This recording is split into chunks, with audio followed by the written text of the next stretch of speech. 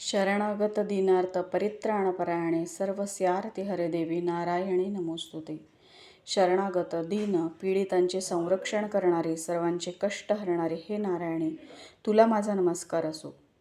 नवरात्रीमध्ये शक्तीची आराधना आपण करत असतो. या नवदुर्गांमध्ये पहिले रूप आहे शैलपुत्री.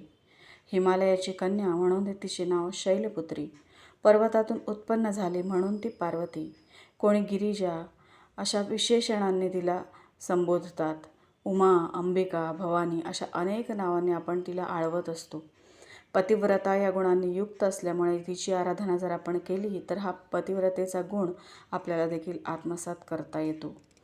महादेवांना पतीच्या रूपात प्राप्त करण्यासाठी माता पार्वतीने खूप कठोर तपश्चर्या केली आणि श्री शिवांची अर्धांगिनी म्हणून देवी पार्वतीला श्री शिवांची प्राप्ती झाली.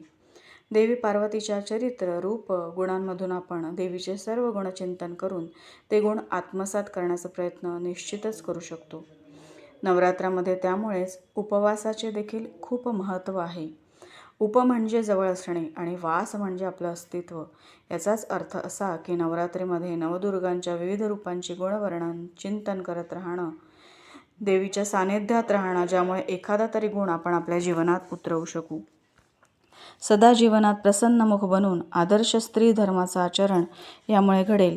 सदा पतीच्या वचनामध्ये, पतीच्या आनंदामध्ये आनंद मानणारी, आपल्या पतीची पत राखते ती पत्नी आणि आपल्या पत्नीचे पतन होऊ देत नाही तो म्हणजे पती. हे आदर्श पती पत्नी धर्माचे उदाहरण आपल्याला नक्कीच सांगता येईल.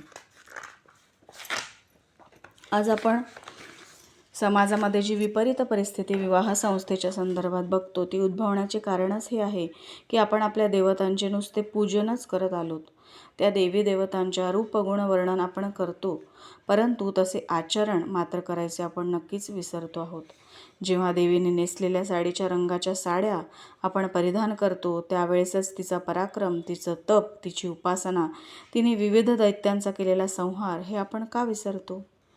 आजही दैत्य मातला आहे आणि आजही स्त्रीमध्ये शक्तीचा संचार झालेला आहे.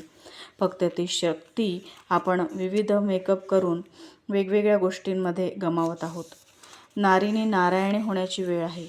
ज्याप्रमाणे वीज विजेच्या तारांमधून प्रवाहित झाली तर ती अनेक घरे प्रकाशमान करते, परंतु तीच वीज जर योग्य पद्धतीने प्रवाहित झाली नाही तर कोणाचे आयुष्यही संपवू शकते. अगदी त्याचप्रमाणे आजच्या स्त्रीमधील शक्तीचे संचलनाची दिशा बदलण्याची गरज आहे. ज्याप्रमाणे धूम्रलोचन, चंड, मुंड, रक्तबीज, शुंभ निशुंभ अशा दैत्यांचा संहार करणारी जगन्मातेने रौद्र रूप धारण करून मग तिने तो संहार केला आहे, त्याचप्रमाणे आज 3 वर्षापासून ते 73 वर्षापर्यंतच्या असुरक्षित स्त्री शक्तीला सुरक्षिततेचे वातावरण कसे तयार होईल हा विचार करणे आणि त्यानुसार आचरण करणे हे देखील एक स्त्रीच करू शकते.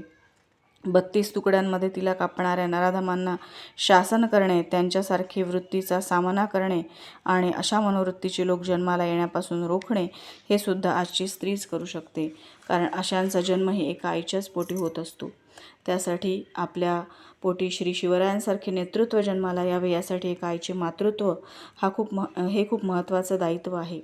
आपल्या घराघरातून देव, देश, धर्मचिंतन करणारी देशभक्त, राष्ट्रभक्त, संत, सत्पुरुष जन्माला यावं असं वाटत असेल तर आधी आईचं चिंतन त्या दृष्टीने होणं महत्त्वाचं आहे. जोपर्यंत एक आई हा विचार करणार नाही की माझ्या मुलाला देण्यासाठी माझ्याकडे काय आहे, तोपर्यंत एक आदर्श भारताचा नागरिक, नेतृत्व, गुणसंपन्न व्यक्ती जन्माला येणार नाही. आज पाश्चात्य संस्कृतीने प्रभावित मातांना, मुलींना, स्त्री शक्तीला आपल्या भारतीय पावन परंपरा, श्रेष्ठ संस्कार, कर्तव्याप्रती संवेदनशील, सतत जागृत आणि सहज समर्पित अशी भारताची गौरवशाली गृहस्वामिनी ही पदवी आणि त्याचे महात्म्य समजावून दिले तर हेच खरे या नवरात्री निमित्ताने स्त्री शक्तीचे जागरण आणि जगदंबेची आराधना ठरेल असे वाटते. जगदंबा माता की जय.